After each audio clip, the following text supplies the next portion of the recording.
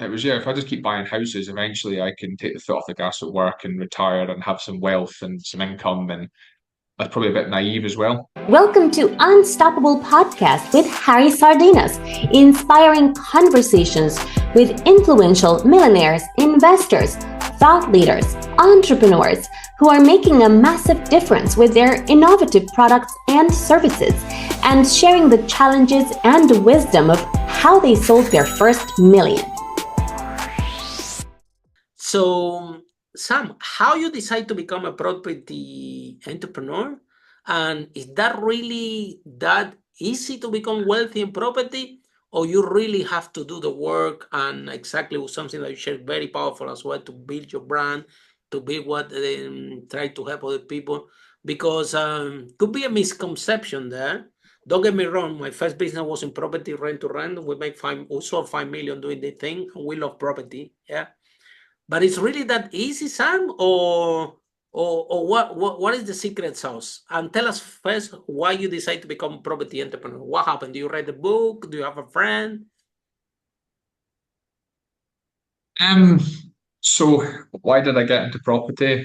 I was pushed by my parent, well, say my dad more than anything, to go to university, get a degree, get a graduate scheme with a blue chip company, and that'd be me sorted for life. If I didn't do that, I'd be miserable. And my dad didn't really, I don't think he understood business. He didn't, his perception of business was small town business, people who were basically married to the business, businesses that would not run without them. And all he saw was the stress. And he thought, no, you want to get into a blue chip company, be looked after. So I went on that path. I got halfway through my degree and thought, wow, this is tough. Just sort of put up with it, managed to scrape through and pass and got a job. But it was while I was at university, there was a couple of big landlords that owned streets and streets of property. And I just remember thinking, these guys were just driving about, collecting rent, and that was their job. And they had nice cars. And I thought, that looks like a pretty cool job. What I'm going to do, I'm going to go get this job. I'm going to work really, really hard. I'm going to be really, really frugal. I'm going to save up money and I'm just going to buy houses. And that's what I'm going to do. And so when I left university, got a job, I bought my first flat to live in. I bought a wee flat to rent out.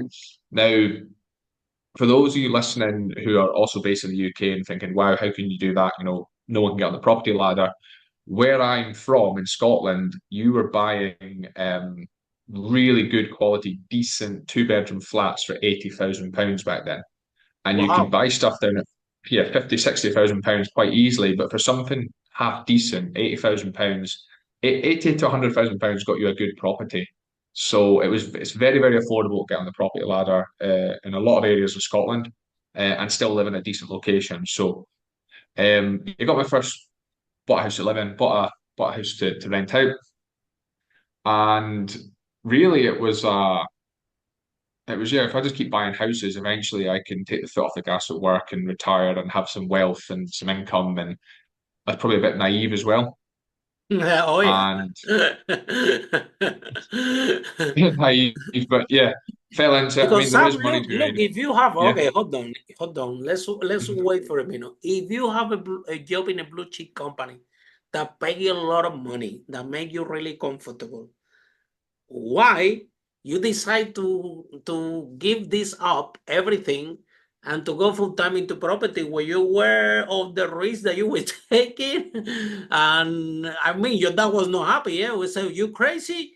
Go, you go to university, you have this job, and So I you're think gonna be fine. So what happened? Tell us why your dad told you when you said that I'm quitting, I'm gonna be full time. um, What happened there? I think I'm a little bit like like a puppy, and excitable. If I want something, I go after it. So my first job at university, I was only in it for about a year or so. I jumped ship to a different company to try and chase the career I thought I wanted. I thought I wanted to be in drilling, and work in rotation offshore and earn big money, a lot more money because you're away a lot of the time. But you also spent 6 months of the year at home. I lasted just over 3 years in oil and gas and was like, this is no lifestyle. I don't care how much money you're paying me. This is not the lifestyle. And I saw property as a exit. And I thought, well, I'm not going to be able to retire, basically quit my job on my one buy to let, But if I get a job within the property space, I can probably learn a bit, learn on the Yeah, job, and that's a then maybe build great up from strategy. there. Great one. Hmm. So you're right. My dad was all like, "Oh well, yeah, well, okay, you can." And I'd finished my 4-year bachelor degree, and I had the option to do the masters, but I was like, "Nah." And I remember my dad saying, "Yeah, well, you could, maybe work in industry for a bit and go back and do your masters." And then when I quit offshore, he was kind of like, "Yeah, well, you could probably go back, if you change your mind." And then a few years later, I think he accepted, no, my son's going to be in business, and that's it. And to be honest, it's none of his business at the end of the day. I'll do what I want to do. But I think he was very much looking at where he'd missed out, or Well, he he want felt to he'd missed out protect in you. life. He Yeah, want what to. about me to follow that path? So my brother followed that path, academic, now got a PhD, all the rest of it. But not for me. Yeah, Nah, no, like I said, we're nowhere near university. I'm asking you this because I relate a lot. My parents are Mhm. teachers, right? Both of them. So there is no entrepreneur in my family, right? And so all my mom and my dad was telling me all my life is go to university and study there. So I got a degree in chemical engineering. Uh, but I always want to be an entrepreneur. I always want to do something. I don't know. As entrepreneur, we have it within us. Mhm. We just need to find the chance, the sparkle, the last push, and then we become. But I remember my mom telling me, "You crazy? How come you doing this business? Go back to study, find a job." And I remember even when I said to my mom, "Mom, I'm gonna expand the company." My mom was saying me, "No, no, no more expansion. No, no, no expansion. I don't want. Don't tell me about expansion. Don't expand anything. It's fine as it is." And so I think the parents are trying to protect us, yeah, and sometimes they want the best from us, yeah, but they always seem by their own experience. How we have a lot of entrepreneurs that we interview from this podcast, um, that have a lot of support from the parents. We have other entrepreneurs from this broadcast that the parent have told you, okay, you want to become an entrepreneur, and I'm gonna give you any money, I'm gonna give you anything. Don't count with me. If you don't go to school, don't ask me money. And still the people that manage to turn the situation around. I think that it's all about stereotypes, yes. And I applaud you and I congratulate you for what you did. You went to oil and gas, and you decide this is not a lifestyle that I want to live my life. And of course, it's very comfortable to work in a blockchain company. Yeah. However, one day you're not gonna be needed when you are 40, when you're 50, and they're gonna tell you we don't need you anymore. And that day, all you know is have a specific knowledge about oil and gas that honestly we don't know is it gonna be useful or not. And we live in UK. We better look after our pension ourselves rather than rely on the government. Nothing wrong with the pensions in UK or whatever, but at the rate that things go, it's better to.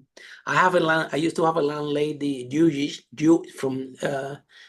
landlady, and I was managing her property. She had like 10 properties. And she was telling me always, Harry, look at this property. These properties are my pension.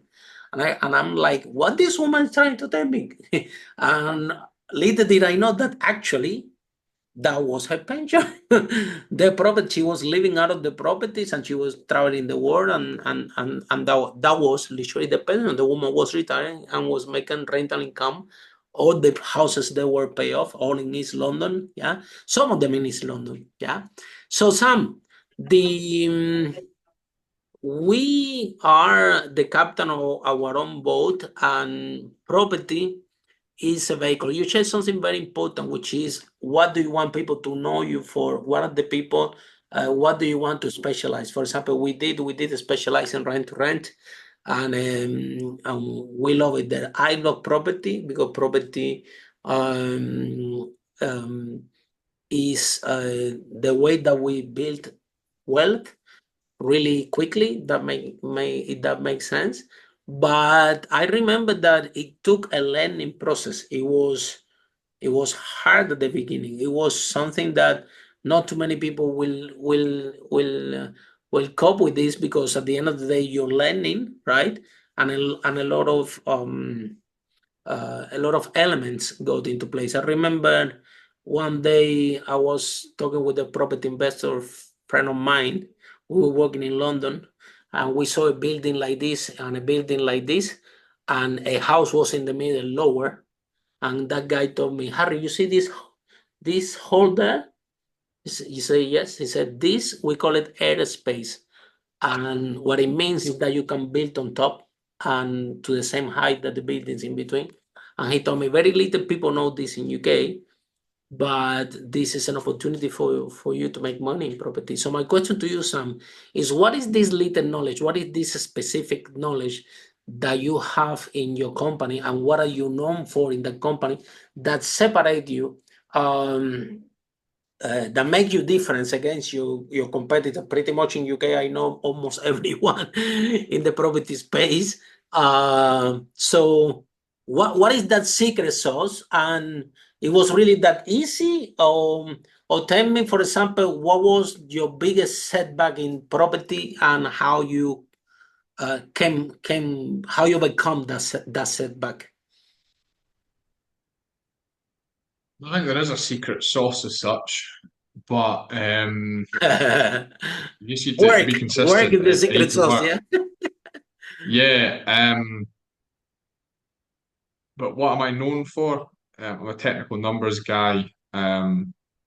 Buying and selling tenanted property is something I did a lot of, and it was almost a bit of a dark art up in Scotland. There's more known about now. Buying portfolios. So typically we buy a lot of portfolios, and then we'll keep some, sell some.